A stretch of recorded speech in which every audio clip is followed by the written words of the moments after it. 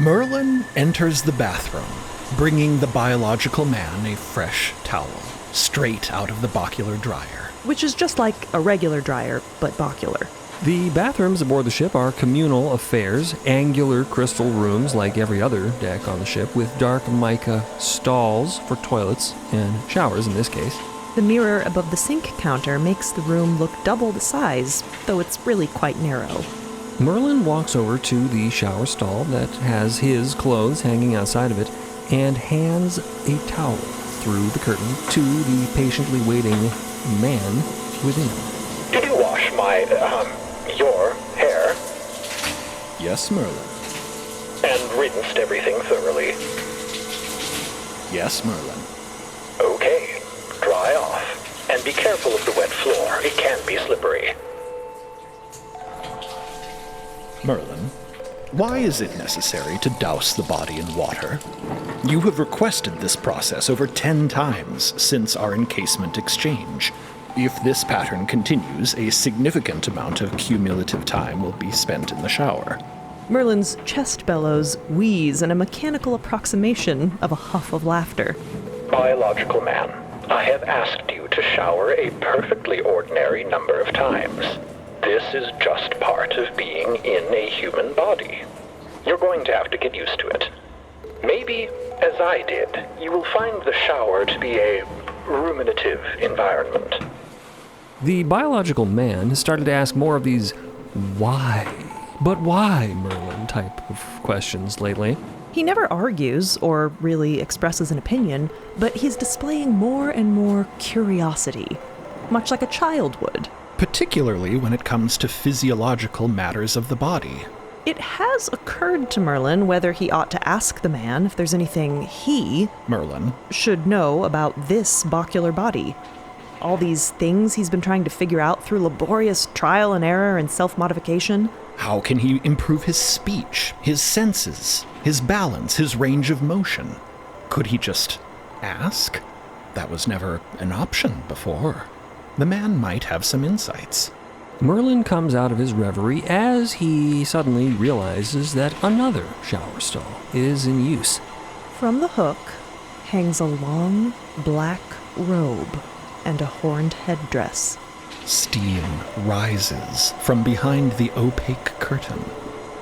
Merlin turns away with enormous intentionality, shepherding the biological man decisively along with him. Come along, biological man. They door into the elevator and elevator down to the atrium. Zila looks up from her sketchbook, seated on an armchair extruded up by the window, a front row seat to the untold miasma of nightmare garbage going on outside. Hey, biological man. Hello, Zila. Do you still want an extra pair of hands? Yeah, I'd love some help mixing these paint colors, if you feel like you're up to the task. We are trying to match some of that.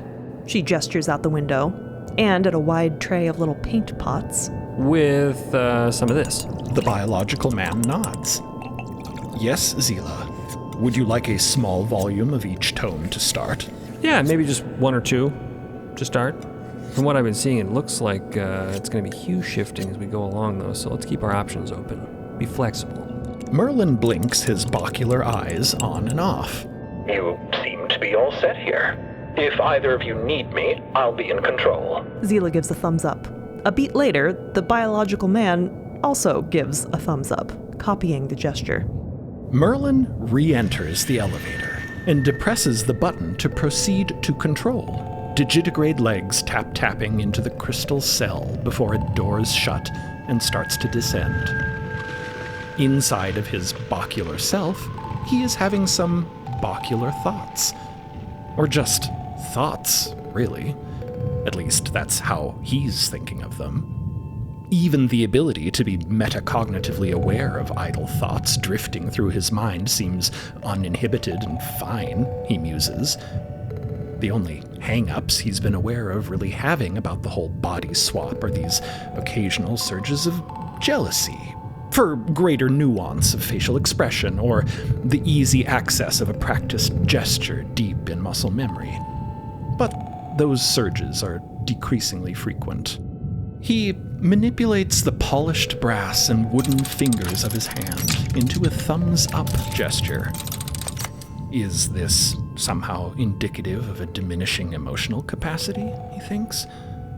Aren't biological people also maybe a little bit bachelor when it comes down to it, following logic and need and want to inform their decision-making? The door doors into control, and Merlin shoots his fresh thumbs up to Felix. It's another beautiful day to test the limits of reality, wouldn't you agree? Felix snorts. Calling it beautiful's kind of a stretch. He looks out the windows, critically.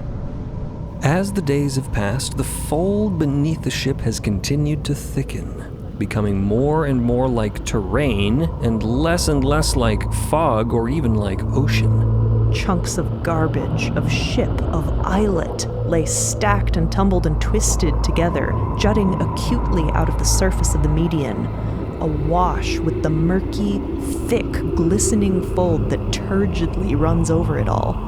Ponderous, pouchy, malformed, willow-esque trees, the color and texture of raw chicken, struggle out of the swamp. They look deeply unhealthy and barely even tree-like. Their drooping branches trace thick ripples in the viscous liquid below. Things that definitely should not be growing on trees sprout from their, skin. Into this gruesome mix, there rains steadily pieces of mica from the sky above. A near-constant glittering shower of the stuff drifting slowly, or spinning wildly, in some cases ping-ponging around before scything down through the undulating curtains of those chicken willows. Or piercing clotted fold bubbles that quiver on the median. Causing them to erupt into flailing ribbons of ground meat, or into bilgy, custardy concrete terraces, like a randomized assembly line for brutalist landscaping. Meanwhile, the sky has continued to grow uncomfortably brighter in a way reminiscent of the upper unfold, though continuously in one direction, dead ahead. The similarity to a sunset is becoming more and more extreme, a growing concentration, this focal point of luminance ahead. And a growing comparative darkness behind. Of course, there are no sunsets in a cosmos such as this, which has no sun, so our heroes cannot make this particular comparison. It's just for you, dear listener. It is an eerie sight for them, fundamentally uncanny. In a way that's really starting to fuck with the brain's senses of perspective, the luminous above is bending, very much as though it is getting closer, lower, tighter somehow, as if it is wrenching itself down out of the heavens to smother them. Here, in the extremities of the delta, the fold and the are reaching for each other, and it is not a harmonious meeting. Bergs of mica pierce down from the heights, cosmic stalactites, jagged, glowing teeth closing in on toxic black saliva. The fold boils like lava, gloopy, sloppy, sploopy, splattering against the increasingly tight and claustrophobic, horrible, awful ceiling of the Everything that should be intangible is horribly, awfully tangible. It's fucking weird out there, folks. The small crew has taken to spending much of their time together, in control, or in the atrium, or even packed like sardines into the cozy stagecoach. There's something disquieting about being totally scattered across the far-flung corners of the ship, which feels weirdly huge now that there are so few of them, while the cosmos thrashes with something like death throes just beyond their walls. Cleo spends barely any time in her fancy private stateroom anymore. Not that she ever particularly did, other than to tend her plants. They're still alive, if not exactly flourishing. Most importantly, her prized coral cutting from Granny Elodia's garden is still hanging on. Sometimes she'll carry it around the ship with her just to keep a closer eye on it. Omelette really does seem to want to eat it, though, when he's not bouncing off the walls. The Deltas put him into a wacky mood. She collects the plant now and brings it with her down to control.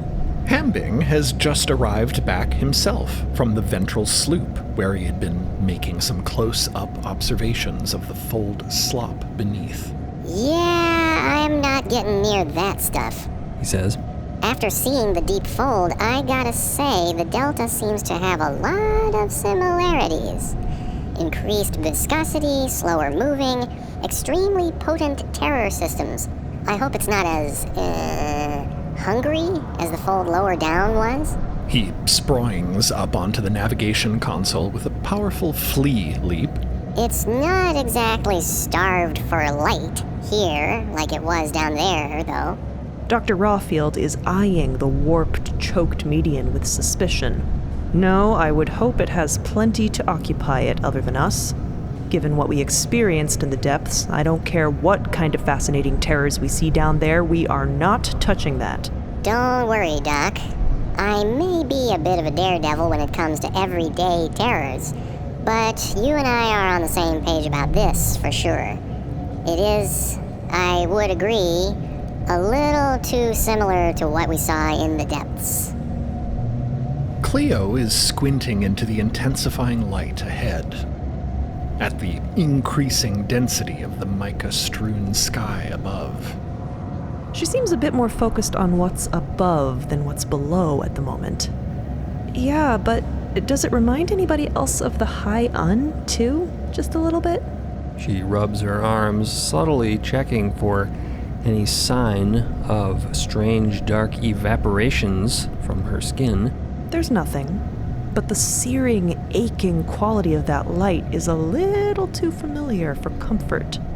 It seems less pure here, though.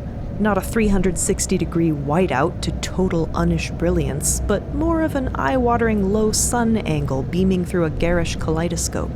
Merlin catches her eye and tilts his mechanical head inquiringly.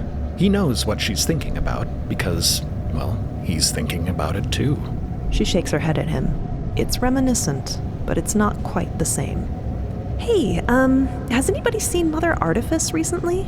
Yes, he was, Merlin does not exactly feel ready to articulate the implications of what he recently saw in the bathroom. But luckily, at that very moment, Artifice ceilings down into control through the ceiling, smelling of steam and soap. Fully dressed in his robes, as always. He drops down beside the spare fold light and begins tending to it, running his gloved hands over the glass enclosure. Well, not the spare fold light, the fold light. There's no spare anymore. Well, Cleo was hoping to catch Artifice alone, but she has spent the last several hours hyping herself up, and she isn't about to back down now just because there's some other people around. The main thing is that Dot is not here. Hello, Mother Artifice. How are you? Quite splendid, Cleo, thanks to the vetiver and bunch sponge salve you kindly shared in the bathing facilities. Now I will continue attempting to reintegrate all of the new fold light's processes. Isn't it just the same as the old fold light, though? No, not exactly. Much as if we were to hire a new bosun, they would not be the same as Shanamarian. They can perform the same role, but they are not the same entity. Oh, that makes sense. There's a solemn pause throughout the deck. What is it, Cleophie? You seem as though you wish to speak with me about something specific. Yes, I do. Cleo stands up a little straighter, clutching her plant pot for courage, jutting her chin up at the veiled specter. I guess I just wanted to let you know that, I'm not going to stop being friends with Dot. Because I don't want to. And I don't know how. I see. I cannot forbid you from pursuing a friendship. I was merely informing you of the likely outcome. Merlin ratchets his head over a few degrees. Rawfield hunches her shoulders uncomfortably, doing her best to ignore the conversation. Felix glances up over his glasses incredulously. Hambing watches unabashedly, and would be eating popcorn if he had any. And if popcorn existed. And if popcorn could fit in his head. Okay, well, even if we can't stay friends after Dot becomes a mother, I've decided I don't care. I'd rather get to know them now while I can than avoid getting to know them at all. Anyway, it's kind of too late for that. They're already my friend, and they're a kind of friend I don't think I've ever had before. So, I'm just letting you know, and maybe apologizing in case I'm doing something that's bad for them as far as becoming a mother is concerned. But if they don't want to be friends with me, they can tell me themselves, and they've been nothing but kind to me. Okay, that's all. Bye! And Cleo scurries away, bristling with adrenaline before she has to face another onslaught of psyche-blasting insight from Mother Artifice. She nearly collides with Merlin in her escape. After Cleo elevators away, Merlin approaches Artifice and the Fold Light, flexing his hands in and out of thumbsing upping. Well, how is our friend, the Fold Light? It is doing its best, Merlin. How are you? I am. And for that, I am grateful. You am? You am what? I am, from my perception, alive, and glad of it. Artifice examines him. Yes, there is value in gratitude, Merlin. It is important to appreciate the little moments, for it is the little moments that become the little days and little traversals of our lives. Felix would, of course, know the exact breakdown. Do you continue to enjoy a comfortable level of amness? Merlin nods. I do. I was just reflecting on the logics one follows as a being of flesh and blood, and how it's truly not so different from the logics the Bocular Man had prior to our, how did he phrase it, our encasement exchange. The template I used for him was certainly based on how we think of models of thought. Do you ever stop thinking about thinking? Only barely at moments of rest. Unless, do you suppose that maybe I'm overthinking it? It is unclear if Mother Artifice understands or gets the joke, or even if he cares. That is a question that only you can answer for yourself, Merlin. Unconsciously, we take ourselves and our experience of reality to be defined by deeply held invisible thoughts and concepts that we harbor. Consciousness and perception are inextricably tied to the stories, both true and false, which we tell ourselves. And the stories we bring to the fold influence how the fold experiences, creates, or affects reality as well. As you and your new predicament, Merlin, exemplify quite well. Tell me, what makes you so sure that you are? Good question. I am experiencing awareness of myself and my surroundings. That awareness feels like how it felt before.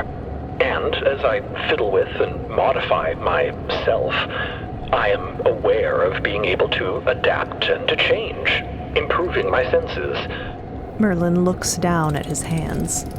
In the same way I would have said I am before the journey, I know that I am now as well.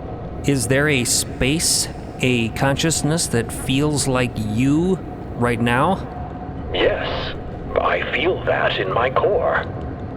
I don't sense any interruption in my me-ness.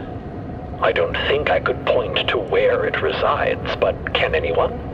An interesting perspective, but ultimately a story that you have contrived for yourself, Merlin. Consciousness and perception are inextricably tied to the narratives we create and accept. What you believe becomes true. Merlin blinks his bocular eyes off and on again.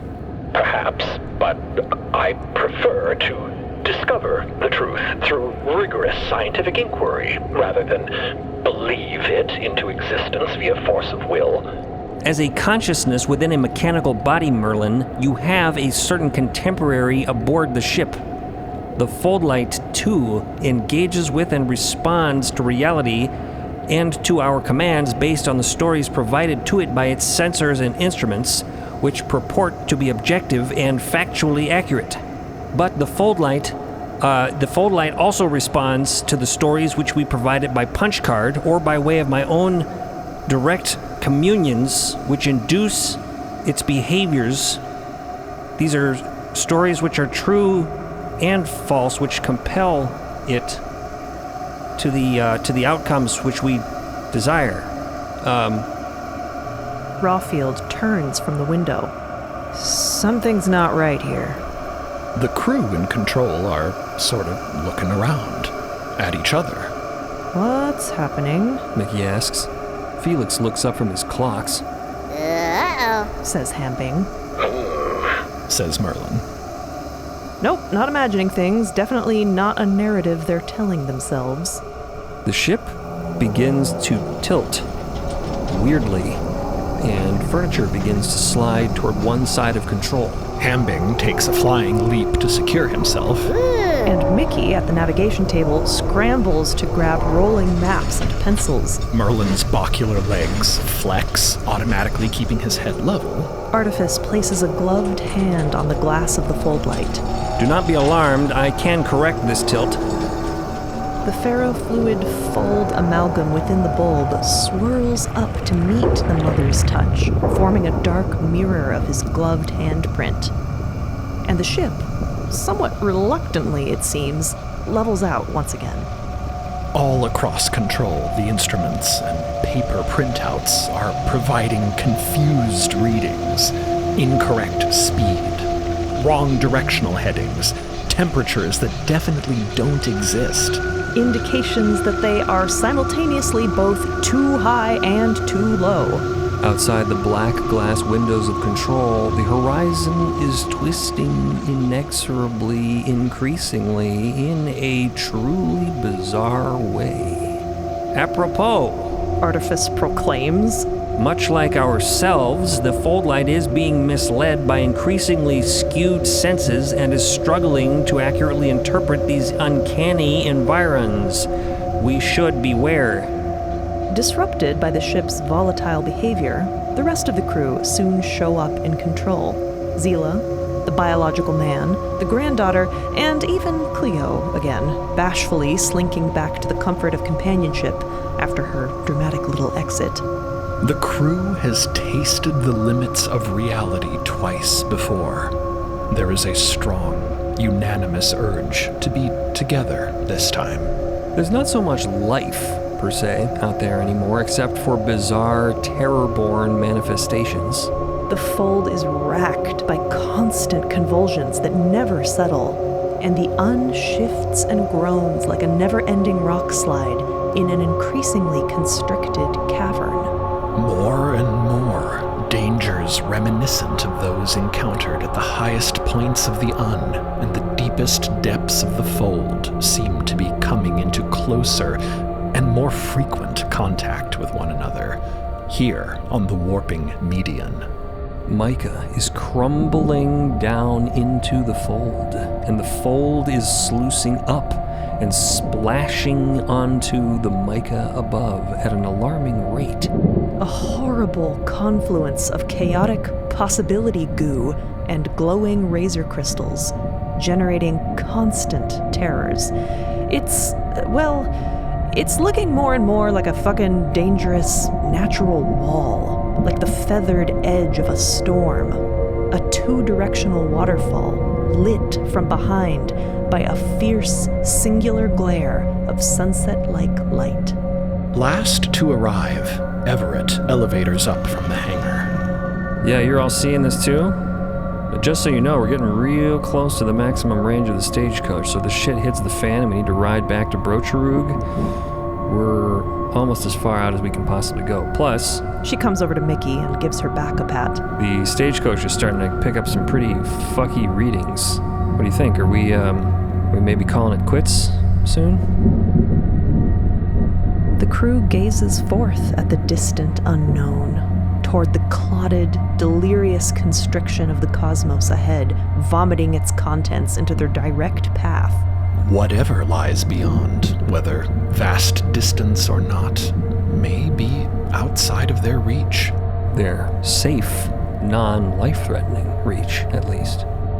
The still recent deaths of Shaunamarian, Ephraim, and Abel weigh on their collective minds.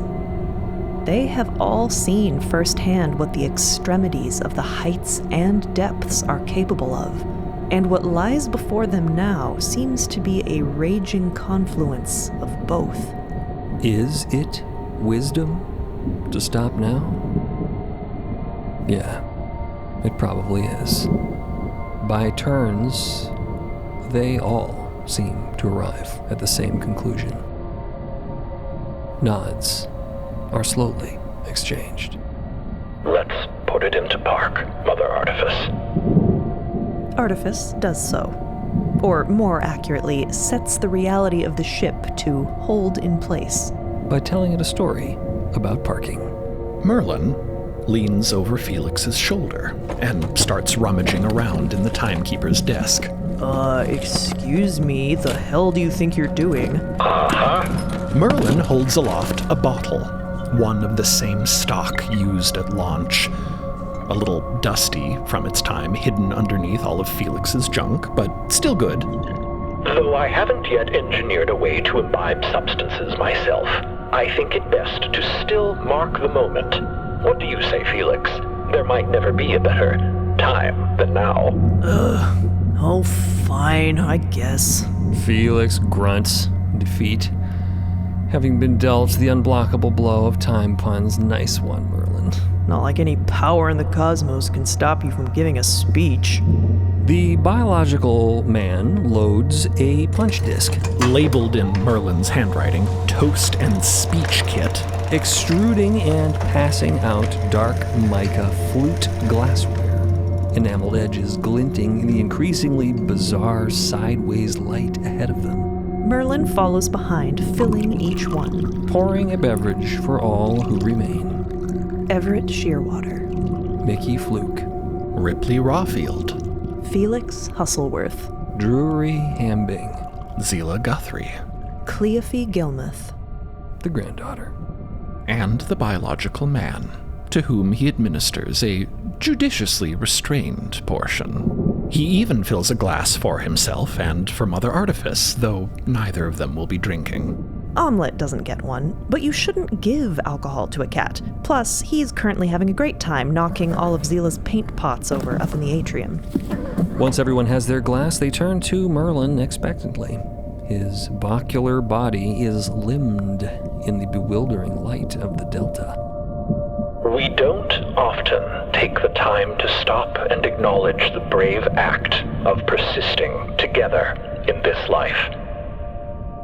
There are choices we make every day to rise and make ready, to seek out challenges and to face them, to learn and to grow by whatever axes we define.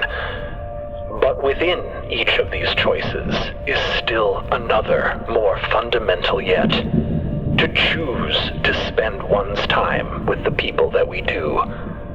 When we are faced with those moments of choice and moments of challenge, choosing to stand with those who are our friends is a radical act. And I thank you, all of you, for choosing that act with me. We have faced our share of trials, but that you, all of you, choose to carry on with it is a feat worth commending.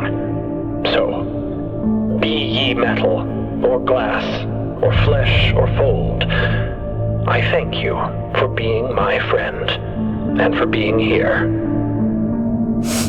Cleo gives a wet sniff. A clink of glassware all around. Take a look, my friends. This vantage, this view, looking back along our path, this is the furthest that ingenuity, the yearning for discovery, has carried anyone. This trail we've blazed is our own dotted line, reaching out toward the edge of the map, thin and tenuous though it may be. It is the course we charted together. And now we track back to those we know and those we love, to where all those who have ever been and all the histories they've ever spun, lived, died, and are remembered. And with any luck, the consortium will approve further ventures upon our return. This could be but the first half of an even greater cosmos-spanning voyage. After all, the mysteries of the fount, the very origins of the current, and perhaps the fold itself are yet to be explored and understood. I believe this is not the end. This is only the beginning. Merlin, I have a question, Everett asks. How do you do that? Was that like pre-recorded or did you just improvise that? I just improvised it. I've been thinking about it for quite a while, but I tried to do it off the dome. He can't not do that, Felix says. Incredible. I went to school for years to gain this skill. Everett raises her glass. The ship lingers for a moment longer, aimed towards the Delta's strange downcurrent horizon, taking one last look at the limits of reality. And then it turns away, accelerates, and proceeds homeward. The granddaughter lingers at the aft windows of control, gazing through the spine of the ship at the impossible sunset glare and converging vortex of impossible cosmic reality, now retreating behind them. It is strange and wondrous indeed, fearsome, bewildering, impossible. But it is still not realization, and their journey is coming to an end. They are out of time. And as the ship retreats from the superliminal spectacle at the end of the known universe, the granddaughter is sure of nothing anymore, except for one thing. They have failed to meet their realization and will fail to become a mother. But on the bright side, soon they will know the dire consequences for that failure, and then they won't have to worry about anything ever again.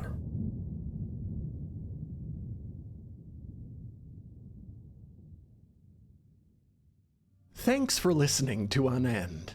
If you're enjoying the story, please rate and review to help someone new discover the cosmos. You can catch Unend every Wednesday anywhere you stream podcasts or through the MIDST Podcast YouTube channel. If you're looking to dive deeper into the story, become a Beacon member at beacon.tv or join the fold on MIDST.co to receive early ad-free access to episodes, behind-the-scenes exclusives, and lore-expanding bonus content. Or, if you just want to hear this podcast 2 weeks early and without ads, subscribe on Spotify or Apple Podcasts. To stay up to date on what's next in the cosmos, sign up for our newsletter on MIDST.co or find us on social media at MIDST Podcast.